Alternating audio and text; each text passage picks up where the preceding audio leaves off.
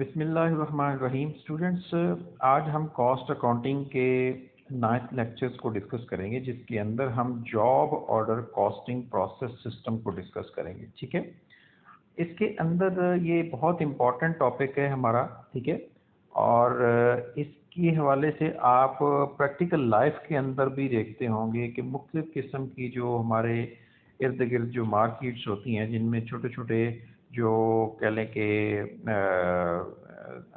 जो मैन्युफैक्चरर्स जो बैठे होते हैं, जो मुख्तलिफ जॉब्स के ऊपर जो है वो काम कर रहे होते हैं। ठीक है, तो उनके हवाले से ये टॉपिक है कि वहाँ पर किस तरीके से वो अपनी कॉस्टिंग निकालते हैं और कैसे वो अपने मामलात को चलाते हैं। ठीक है, अब हम ज़रा थोड़ा सा इन चीज़ों को डिटेल से डिस्कस करेंगे, फिर बाद में हम इन चीज़ों को कंक्लूड करेंगे इंशाल्लाह। ठीक है, सबसे पहले तो हम ये कॉन्सेप्ट लेंगे कि जॉब ऑर्डर कॉस्टिंग सिस्टम क्या चीज़ है और प्रोसेस कॉस्टिंग सिस्टम क्या चीज़ है। ठीक है, दूसरे नंबर पर इस लेक्चर के अंदर हम इंशाल्लाह ये डिस्कस करेंगे कि what is job order costing system, कि जॉब ऑर्डर कॉस्टिंग सिस्टम क्या है। इसके बारे में हम ज़रा थोड़ा सा डिटेल से इसके ऊपर डिस्कशन करेंगे जो है।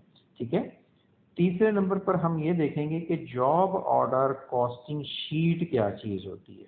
सही है, जो इसी जॉब ऑर्डर कॉस्टिंग सिस्टम से मुतल्लिका है, तो ये क्या चीज़ है, क्या बनाई जाती है, किस तरह की होती है। ठीक है, फिर हम ये डिस्कस करेंगे कि how to record the job order costing. ठीक है ना, या उसकी जो एंट्रीज हैं उनको हम कैसे रिकॉर्ड करेंगे। ठीक है, फिर उसके बाद हम इन सारी चीज़ों को जो है, जितनी भी हमने चीज़ें डिस्कस की हैं, इस पूरे कॉन्सेप्ट को इलस्ट्रेशंस की मदद से, ठीक है, कि किस तरीके से प्रैक्टिकल लाइफ के अंदर अगर आप किसी जगह पे काम करते हैं तो उसके हवाले से आप कैसे जो है वो एक कॉस्टिंग करेंगे एक जॉब की। ठीक है, सबसे पहले हम ये देखते हैं कि कॉन्सेप्ट जो है वो जॉब ऑर्डर कॉस्टिंग और प्रोसेस कॉस्टिंग क्या चीज़ है। स्टूडेंट, एक चीज़ जहन में बिठाएं कि जॉब ऑर्डर से मुराद ये है कि जब कोई क्लाइंट जो है वो किसी दुकानदार को, किसी मैन्युफैक्चरर को, किसी कारीगर को, किसी भी यानी कि एक कॉन्ट्रैक्टर को वो कोई एक जॉब, कोई एक काम परफॉर्म करने के लिए कोई एक टास्क उसको देता है, कोई प्रोजेक्ट देता है। ठीक है, तो उस चीज़ को हम जॉब का नाम देते हैं। ठीक है, उस चीज़ को हम जॉब का नाम देते हैं कि वो उसने किसी भी यानी कि मैन्युफैक्चरर को, जो एक इंडिविजुअल बेसिस पे कंपनी हो सकती है, कोई ऑर्गेनाइजेशन हो सकती है, कोई फैक्ट्री हो सकती है, कोई छोटा सा दुकानदार हो सकता है। ठीक है, या कोई भी एक छोटा सा कोई इंडिविजुअल कोई कारीगर भी हो सकता है कि जिसको आप एक काम, कोई कॉन्ट्रैक्ट, कोई जॉब आप परफॉर्म करने के लिए देते हैं। ठीक है, इस जॉब ऑर्डर कॉस्टिंग के अंदर हम फिर क्या करते हैं कि उस जॉब की, वो जो जॉब उन्होंने असाइन की होती है, वो जो जॉब उसको दी जाती है, हैंड ओवर की जाती है, उसको परफॉर्म करने के लिए कहा जाता है, उसकी यहाँ पर हम कॉस्टिंग करते हैं कि वो कितने, उसके ऊपर हमारी कितनी लागत आई है उस जॉब को परफॉर्म करने के लिए, और हम उसके लिए क्या प्राइस चार्ज करें कि हमें उसमें से प्रॉफिट हो। इस प्रोसेस के अंदर हर जॉब का एक इंडिविजुअल बेसिस के ऊपर एनालिसिस होता है। ठीक है, उसको हम किसी दूसरी जॉब के साथ इकट्ठा नहीं करते, बल्कि हर जॉब टू जॉब जो है वो कॉस्टिंग होती है। वो कोई फर्नीचर के हवाले से हो सकती है, वो कोई किसी भी किस्म का जो है कह लें कि जो मुख्तलिफ़ किस्म की जो असाइनमेंट्स हैं, मसलन आपको किसी ने कोई मशीनरी बनाने के लिए कोई ऑर्डर दे दिया, कोई फर्नीचर बनाने के लिए कोई ऑर्डर दे दिया, तो ये सारी चीज़ें क्या है, ये जॉब ऑर्डर कॉस्टिंग सिस्टम है। ठीक है, एक कंसंट्रेट और फोकस ऑन स्पेसिफिक जॉब, जिसमें हम किसी एक स्पेसिफिक जॉब के ऊपर कंसंट्रेशन अपनी रखते हैं। अब प्रोसेस कॉस्टिंग क्या चीज़ है? Output unit should be homogeneous, एक ही तरह के आप जो है ना, इसके अंदर जो है वो यूनिट्स जो है वो प्रोड्यूस किए जाते हैं। ठीक है, कि इसमें जो है मुख्तलिफ नेचर्स के नहीं होते, एक प्रोसेस के तहत चीज़ें बनती रहती हैं, कंटिन्यूसली बनती रहती हैं, और उसके अंदर कोई ब्रेकअप, कोई ऐसी चीज़ नहीं होती है। पीछे से मटेरियल जो है वो सप्लाई किया जाता है, आगे से चीज़ें उसकी प्रोडक्शन होती रहती है। अब इनकी एग्जांपल्स अगर आप लें तो जॉब ऑर्डर के अंदर मैंने जैसे आपको बताया कि फर्नीचर मैन्युफैक्चरिंग जो है, सॉफ्टवेयर के अंदर, हाउस के अंदर कोई सॉफ्टवेयर बनाने के लिए हम किसी को कह देते हैं। इसी तरीके से अगर आप प्रोसेस कॉस्टिंग के हवाले से देखें तो कोई शुगर मिल भी आप ले सकते हैं, कोई टेक्सटाइल यूनिट भी ले सकते हैं, कोई और फैक्ट्री भी ले सकते हैं जिसके अंदर जो है कंटिन्यूसली एक ही तरह के यूनिट्स जो हैं वो बनाए जा रहे हैं। ठीक है, तो उस चीज़ को हम कहते हैं प्रोसेस कॉस्टिंग। ठीक है, अब नेक्स्ट जो चीज़ आ जाती है वो है what is job order costing process. अब हम इसको ज़रा थोड़ा सा डिटेल से डिस्कस करते हैं। ठीक है, कि जो प्रोसेस कॉस्टिंग है इसको इंशाल्लाह हम अगले लेक्चर के अंदर डिस्कस करेंगे। यहाँ पर हम सबसे पहले जो है जॉब ऑर्डर कॉस्टिंग को ज़रा थोड़ा सा डिटेल से डिस्कस करेंगे। ठीक है, job order costing is a system that take place when customer order small unique batches of product। ठीक है, कि ये क्या कैसे सिस्टम जो है वो इसमें जो है वर्क करता है कि जब कोई एक कस्टमर ऑर्डर करता है कोई स्मॉल, छोटा या बड़ा या यूनिक बैचेस ऑफ प्रोडक्ट के मुख्तलिफ किस्म की आप आइटम, हर नेचर का एक अलग-अलग उसकी यूनिकनेस उसमें पाई जाती है। कोई और डिज़ाइन यानी कि मुख्तलिफ डिज़ाइंस होते हैं, वो एक ही तरह के नहीं होते, तो वो उनको बनाने के लिए हम ऑर्डर देते हैं किसी को। ठीक है, secondly this system determines the price of each individual product. इस सिस्टम के तहत हम हर प्रोडक्ट की, जो एक इंडिविजुअल जो बनाता है उसकी प्रोडक्ट की हम प्राइसिंग करते हैं and ensure that the cost for each product is reasonable. और हम ये इंश्योर करते हैं कि हर प्रोडक्ट की जो हम प्रोड्यूस करें जॉब ऑर्डर कॉस्टिंग के तहत वो एक रीजनेबल प्राइस हो उसकी। ठीक है, number 3, the costing system that separately accumulate cost incur to produce E job in a situation. ठीक है, कि ये सिस्टम के तहत हम तमाम कॉस्ट जितनी भी होती हैं जो इनकर होती हैं किसी एक जॉब के ऊपर, किसी एक सिचुएशन में, उन सब को हम एक्यूमुलेट करते हैं, इकट्ठा करते हैं, where each job is distinguishable from the other throughout the production process. और इस सारे सिस्टम के अंदर होता है तमाम प्रोडक्ट्स जितनी भी होती हैं वो डिस्टिंग्विशेबल होती हैं, अलहदा होती हैं, अपनी अलहदा शनाख्त रखती हैं। ठीक है, फोर्थ नंबर पे related to customer specific order. इसके अंदर कस्टमर एक स्पेसिफिक स्पेशल ऑर्डर के ऊपर कोई चीज़ें जो है वो प्रोड्यूस उसी कहने के ऊपर बनाई जाती हैं। ये कोई खाने का ऑर्डर हो सकता है, कोई भी आपको कोई प्रोडक्ट बनाने के लिए को कहा जा सकता है। ठीक है, तो इन सारी चीज़ों को हम कहते हैं जॉब ऑर्डर सिस्टम जो है। ठीक है, assigning a unique job code. हम हर जॉब जो परफॉर्म की जाती है उसको एक अलहदा आइडेंटिफाइबल कोड जो है वो असाइन करते हैं, एक यूनिक कोड जो किसी के साथ मैच नहीं कर रहा होता। ठीक है, हर जॉब का अलग-अलग कोड होता है। फिर उसके बाद cost accumulation and preparing job order cost. इसके अंदर हम क्या करते हैं कि जितनी कॉस्ट इनकर्स होती हैं उन सब को हम एक्यूमुलेट करते हैं एक जगह पर and preparing job order cost sheet. और फिर हम एक जॉब ऑर्डर कॉस्ट शीट बनाते हैं।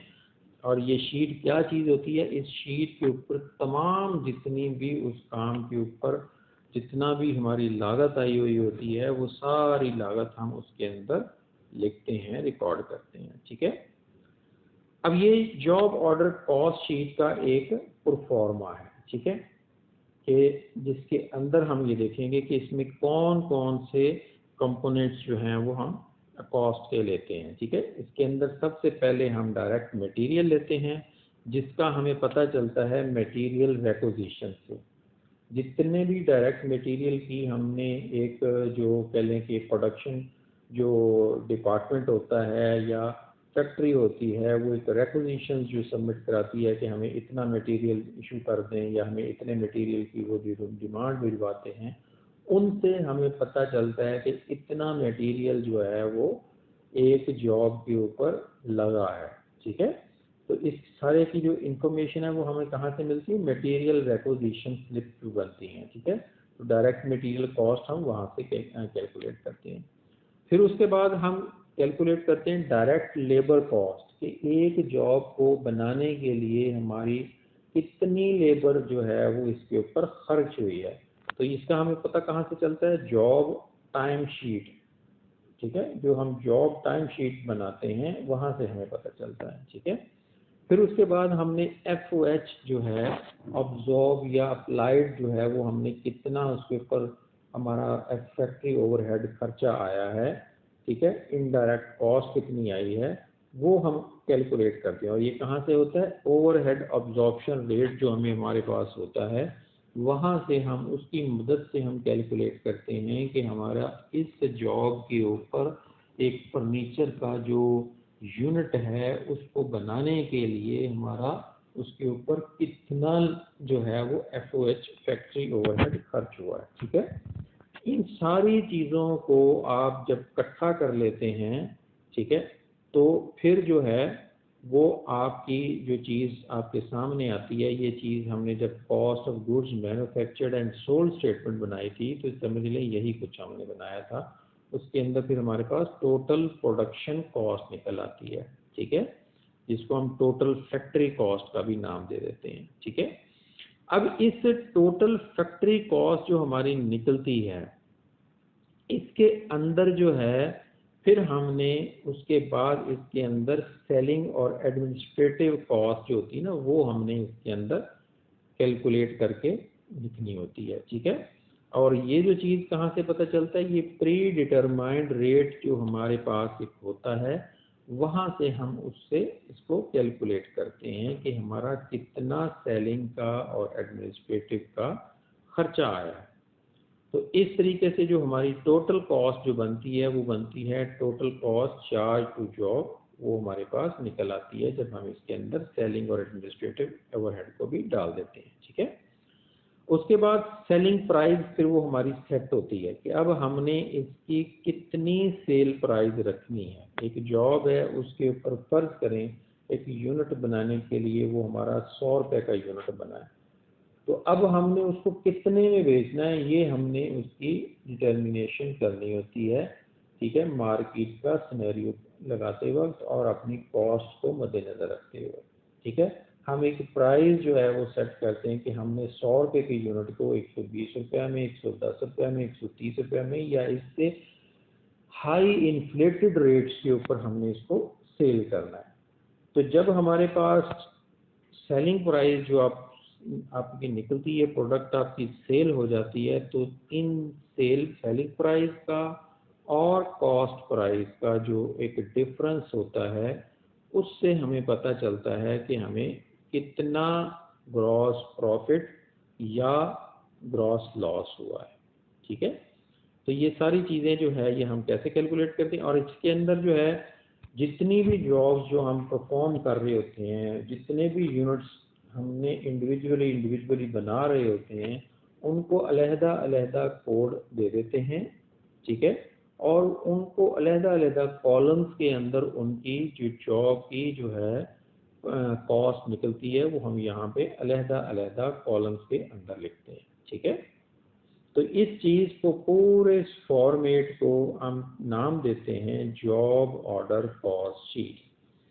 नेक्स्ट अब हम इसकी थोड़ी सी एक एग्जांपल लेते हैं जिसकी वजह से हम इस टॉपिक को हम प्रैक्टिकली लर्न करते हैं कि कैसे ये चीज़ें जो है वो हुई हैं। ठीक है, तो इसमें एक फर्नीचर मार्ट जो है, ठीक है, उसने एक ऑर्डर जो है वो वसूल किया है to manufacture furniture for a school.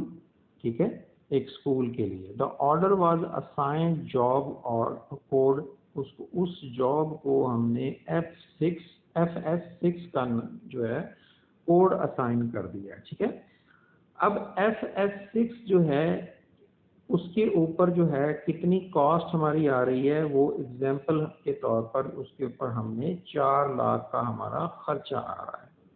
ये उसने आपको पहले से बता दिया है, वरना ये चीज़ें आपने खुद से कैलकुलेट करनी होती हैं। ठीक है, तो ये सिर्फ एक आपको एग्जाम्पल के तौर पर जो है वो बताया जा रहा है कि हमने कैसे कॉस्ट शीट के अंदर ये सारी चीज़ें लिखनी है। अभी सिर्फ लिखने की हद तक आपको जो है कॉन्सेप्ट दिया जा रहा है। ठीक है, अब उसके अंदर जो है आगे फर्दर जो वो कहता है, selling and administrative cost allocated to this job कितना, 10%। 10% मीन कि 4 लाख टोटल कॉस्ट है और ये किसका 10% है, सेलिंग प्राइस का। तो सेलिंग प्राइस हमारी कितनी है, 4 लाख। 4 लाख का 10% मीन 40,000 जो है वो हमारी सेलिंग और एडमिनिस्ट्रेटिव कॉस्ट होगी। ठीक है, अब हम आगे बढ़ते हैं, जिसके अंदर हम ये देखते हैं कि इसमें क्या क्या चीज़ें मजीद शामिल है। वो बता रहा है जी कि 4 लाख की तो टोटल कॉस्ट है। अब उसकी बाइफर्केशन कैसे है कि उसमें 5 तारीख को हमने 25,000 रुपये का डायरेक्ट मटेरियल इशू कर दिया, फिर उसके बाद 15 तारीख को 50,000 का और 25 तारीख को 40,000 रुपये का। तो इस तरीके से टोटल मटेरियल, डायरेक्ट मटेरियल जो हमने इसके ऊपर हमारी लागत आई है वो कितनी आई है जी, 1,15,000। ठीक है, 1,15,000 हमारी टोटल लागत इसके ऊपर डायरेक्ट मटेरियल के हवाले से आई है। ठीक है, अब उसके बाद हम देखते हैं डायरेक्ट लेबर टाइम शीट जो है, इसके अंदर जो है वही 5 तारीख को हमारा 400 घंटे काम हुआ और 400 घंटों के हिसाब से 50 रुपये उनका रेट था, तो 20,000 रुपये हमारा टोटल खर्चा आया। फिर इसी तरीके से 15 तारीख को 400 घंटे काम हुआ, फिर उसमें 50 रुपये के रेट के हिसाब से 20,000 रुपये खर्चा आया। फिर 25 तारीख को 200 घंटे काम हुआ, ठीक है, और फिर उसके ऊपर 50 रुपये के हिसाब से 10,000 रुपये खर्चा आया। तो टोटल हमारी डायरेक्ट लेबर कितनी बन रही है, 50,000। ठीक है, अब इसके अंदर जो है हम मज़ीद जो है आगे जाके देखते हैं कि FOH जो फैक्ट्री ओवरहेड है वो हमारा कितना हुआ।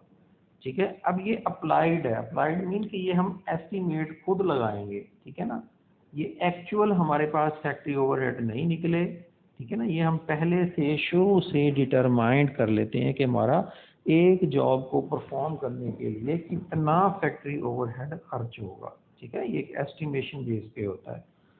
ये हमने जब फैक्ट्री ओवरहेड को शुरू से डिस्कस करते हुए आ रहे हैं तो उस वक्त से हमने इस चीज़ को देखा है। ठीक है, अब इसके अंदर फैक्ट्री ओवरहेड के हवाले से वो कहता है जी कि cost is applied at 180 rupees पर डायरेक्ट लेबर आर। ठीक है, कि 1 घंटे के जो लेबर आर है वो हमें 180 रुपये फैक्ट्री ओवरहेड का कॉस्ट पड़ती है उसकी, 1 घंटे की जो डायरेक्ट लेबर आवर हमें जो चार्ज होती है। अब हमने 100 घंटे टोटल काम हुआ। ठीक है ना, डायरेक्ट लेबर हमारी कितनी है, 100 घंटे बनती, जिसमें 400 घंटा एक, फिर 400 घंटा, फिर दूसरे के बाद 200 घंटे। तो ये टोटल मिलाकर 1000 लेबर आवर हमारे बन रहे हैं। तो इस तरीके से अगर हम 1000 को 180 रुपीज़ जो कि पर आवर के हिसाब से FOH कॉस्ट है, तो इसको जब हम इसके साथ मल्टीप्लाई करेंगे तो ये हमारे पास 1,80,000 जो है हमारे पास टोटल फैक्ट्री ओवरहेड निकल आएगी, कॉस्ट जो है जो हमारी इस एक जॉब के लिए परफॉर्म हुई है। ठीक है, अब इन तमाम जॉब्स को, इन तमाम कॉस्ट को, FOH, डायरेक्ट लेबर और फैक्ट्री ओवरहेड को हम कॉस्ट शीट के ऊपर जाते हैं। सबसे पहले जो पीछे हमने कैलकुलेट किया डायरेक्ट मटेरियल 1,15,000 वो हमने यहाँ पे लिख लिया, डायरेक्ट लेबर 50,000 वो हमने यहाँ पे लिख ली। फिर इसी तरीके से 1,80,000 जो अभी हमने फैक्ट्री ओवरहेड कैलकुलेट किया वो यहाँ पे लिख लिया। तो टोटल हमारी कॉस्ट जो निकल आई फैक्ट्री की वो 3,45,000 रुपये बनती है। ठीक है, अब इसकी 3,45,000 रुपये के हवाले से इसके अंदर मज़ीद जो है उसने कहा था जी कि 10% जो है वो क्या है, सेलिंग प्राइस का जो है वो 10% सेल्स एंड एडमिनिस्ट्रेटिव कॉस्ट होगी। तो इसका जब 4 लाख का 10% कैलकुलेट करेंगे, ठीक है, तो हमारे पास 40,000 रुपये की सेलिंग एंड एडमिनिस्ट्रेटिव कॉस्ट निकलती है, ठीक है। अब इस 40,000 रुपये को ऊपर जो टोटल प्रोडक्शन कॉस्ट हमारी निकली ये वाली, ठीक है, इसके अंदर ऐड किया तो हमारे पास टोटल कॉस्ट जो हमारी बनी किसी एक जॉब के लिए, कौन सी जॉब थी, FS6 के नाम से जो जॉब थी, उसके ऊपर जो हमारी टोटल फैक्ट्री कॉस्ट जो आ रही है वो आ रही है 3,85,000 रुपये, ठीक है। और इसको हमने बेचा कितने में, सेलिंग प्राइस कितनी है 4 लाख की। तो 4 लाख का और 3,85,000 रुपये का अगर हम डिफरेंस निकालें कॉस्ट का और सेल प्राइस का, तो हमारे पास क्या चीज़ निकलती होती है, प्रॉफिट या लॉस। तो अभी हमारे पास क्या आ रहा है, प्रॉफिट आ रहा है, ठीक है, ग्रॉस प्रॉफिट। ग्रॉस प्रॉफिट हम इसको इसलिए बोलते हैं कि अभी इसमें से मज़ीद जो है इसमें से खर्चे जो है माइनस किए जाते हैं, ठीक है, इसमें टैक्सेस आ जाते हैं, लीगल चार्जेस या और फाइनेंशियल चार्जेस वगैरह वगैरह, ठीक है। अच्छा, अब हम इसके बाद जो है देखते हैं कि ये तमाम जितनी जो पीछे हमने कैलकुलेट की हैं कॉस्ट जो है, इन सब को रिकॉर्ड कैसे करते हैं, इनकी एंट्रीज कैसे पास करते हैं। तो सबसे पहले हमने ये पीछे भी सीखा था जब हमने जो cost of goods manufactured and sold statement बनाई, उस टाइम पे सीखा। फिर उसके बाद लेबर पेरोल के हवाले से भी हमने चीज़ों को डिस्कस किया। फिर और इसके अंदर जो टॉपिक्स को हमने डिस्कस किया, तो उसके अंदर हमने ये देखा कि जब हम एक डायरेक्ट मटेरियल जो है किसी फैक्ट्री के ऊपर इशू करते हैं, वर्क इन प्रोसेस में वो जब होता है, तो फिर उस टाइम पे हम क्या करते हैं, वर्क इन प्रोसेस अकाउंट को डेबिट कर देते हैं, और जो मटेरियल इशू होता है उसको उसके हिसाब से जो है वो क्रेडिट कर देते हैं। जैसे मटेरियल इशू हुआ तो 25,000 रुपये से वो क्रेडिट, पेरोल वो क्रेडिट, इसी तरीके से फैक्ट्री ओवरहेड क्रेडिट। फिर इसके बाद 5 तारीख की एंट्री हमारी, 15 तारीख को हमारा काम हुआ, तो 15 तारीख को फिर उसी तरीके से वर्क इन प्रोसेस अकाउंट वो डेबिट, और फिर मटेरियल, फिर लेबर, फिर FOH, ठीक है। इनको आपने बाइफरकेट करके प्रॉपर तरीके से डेट वाइज के हिसाब से, यहाँ पे डेट आ रही है, ठीक है ना, 5, 15 और 25 तारीख को हमारा काम हुआ था। इसी तरीके से फिर हमारा काम हुआ 25 तारीख को, तो वो ही प्रोसेस सेम अडॉप्ट किया जा रहा है कि work in process to material to payroll to FOH applied. अब यहाँ तक वर्क इन प्रोसेस में था। तो जब हम cost of goods sold statement जब हम बनाते हैं, तो फिर हम क्या करते हैं, वर्क इन प्रोसेस के बाद हम फिनिश्ड गुड्स को की तरफ जाते हैं। और फिनिश्ड गुड्स अगर आपकी ना हो तो फिर वही चीज़ जो होती है जो वर्क इन प्रोसेस से मुकम्मल होती है, वही समझ लें आपकी फिनिश्ड गुड्स जो है वो ट्रीट होती है, और आगे फर्दर हम उसको उसके हिसाब से देखते हैं। तो अभी चूंकि यहाँ पर जो है वर्क इन प्रोसेस है, फिनिश्ड गुड्स नहीं है, तो यहाँ पे कॉस्ट ऑफ जॉब को हम डेबिट कर देंगे, और यहाँ पर जो वर्क इन प्रोसेस को हमने डेबिट किया हुआ है सारी जगहों पर, इसको हम क्रेडिट कर देंगे।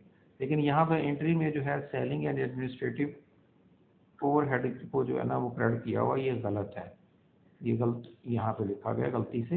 तो इसको आपने जहन में बिठा लेना है कि ये गलती से लिखा गया। तो यहाँ पे क्रेडिट क्या होगा, इसकी जगह पे वर्क इन प्रोसेस जो है वो यहाँ पर, ठीक है, वो यहाँ पर क्रेडिट होगा, ठीक है। और डेबिट क्या होगा, cost of job, cost of job जो है ये डेबिट हो जाएगा, ठीक है। तो ये इसकी एंट्रीज हैं। अब फर्दर आगे एंट्री क्या होगी, फिर जो ये वर्किंग प्रोसेस को तो हमने कॉस्ट ऑफ जॉब में भेज दिया। अब उसके बाद जो सेलिंग का हमारा खर्चा था 40,000 रुपये, वो भी हमने सेम ऐसे करना है कि कॉस्ट ऑफ गुड्स जॉब को जो है हमने डेबिट कर दिया, और उसके बाद सेलिंग एंड एडमिनिस्ट्रेटिव ओवरहेड जो है इनको हमने क्रेडिट कर दिया। फिर उसके बाद इस कॉस्ट को हमने ट्रांसफ़र कर दिया इनकम स्टेटमेंट के अंदर। तो यहाँ पर इनकम स्टेटमेंट को डेबिट और कॉस्ट ऑफ जॉब को हमने क्रेडिट कर दिया। फिर जब हमने वो चीज़ें बेची, तो बेचने की हम एंट्री क्या पास करते हैं कि अगर तो हमें उधार हमने बेची हो तो अकाउंट को, रिसीवेबल को डेबिट, अगर हमने कैश पे भेजी हो तो हमने कैश को डेबिट कर देना है, और क्रेडिट किसको करना है, सेल्स को। ठीक है। अब इस सेल्स को भी जब हम प्रॉफिट एंड लॉस अकाउंट जब हम बनाते हैं तो इस सेल को भी हमने ट्रांसफ़र करना होता है। ठीक है। तो यहाँ पर ट्रांसफ़र कर दिया सेल्स अकाउंट डेबिट, ठीक है, और इनकम स्टेटमेंट जो है वो उसको आपने क्रेडिट कर दिया। ठीक है। फिर वर्क इन प्रोसेस अकाउंट का जो लेजर अकाउंट आपने बनाया, तो लेजर अकाउंट में 5 तारीख, 15 तारीख और 25 तारीख को जो जो आपने एंट्रियां की, तमाम एंट्रीज जो हैं वो इसी तरीके से डेबिट साइड पर आ जाएंगी। ठीक है। ये जो है 1 बाय 1 जॉब डेट वाइज जितनी जितनी जॉब्स के ऊपर जो जो आपने एंट्रियां की हुई हैं। ठीक है। और इन सब को आपने ट्रांसफ़र किस जॉब में किया था, job cost of job completed के अंदर 3,45,000 पैसे। ठीक है। तो ये आपका क्रेडिट साइड पर आ जाएगा, ये क्रेडिट साइड है और ये आपकी डेबिट साइड है। ठीक है। फिर उसके बाद टी अकाउंट आपने बनाया कॉस्ट ऑफ जॉब कंप्लीटेड का। इसी तरीके से जो वर्क इन प्रोसेस को हमने यहाँ पे डेबिट किया था और फिर हमने सेलिंग को डेबिट किया, तो फिर हमने यहाँ पर जो है इसमें जो है सेलिंग वर्क इन प्रोसेस और सेलिंग को हमने क्रेडिट किया था, तो जॉब को डेबिट किया था। तो यहाँ पर जो है इन सारी चीज़ों का जो टोटल निकला वो कितना बन रहा था, 3,85,000 रुपये। ठीक है। तो ये चूँकि क्रेडिट साइड पर कुछ भी नहीं था, यहाँ पर ब्लैंकेट सिफर आ रहा है आपका, तो अब ये सारे का सारा जो चीज़ है ये आपका बैलेंस यहाँ पर बन गया। ठीक है। तो ये यहाँ तक जो है स्टूडेंट आप अपने जहन में बिठा लें कि बहुत सिंपल टॉपिक है, बहुत आसान टॉपिक है। सिर्फ थोड़ा सा आपने अपने आप को अटेंटिव रखना है।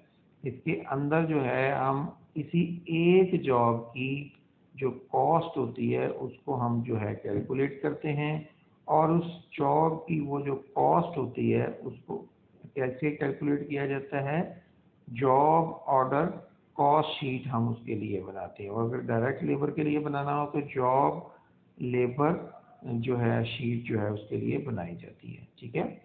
अब इसके अंदर जो वही प्रोसेस अडॉप्ट किया जाता है जो पीछे अपने cost of goods sold statement के हवाले से समझा, कि एक जो कॉस्ट शीट जो है वो समझ लें आपकी cost of goods sold statement का ही हिस्सा है।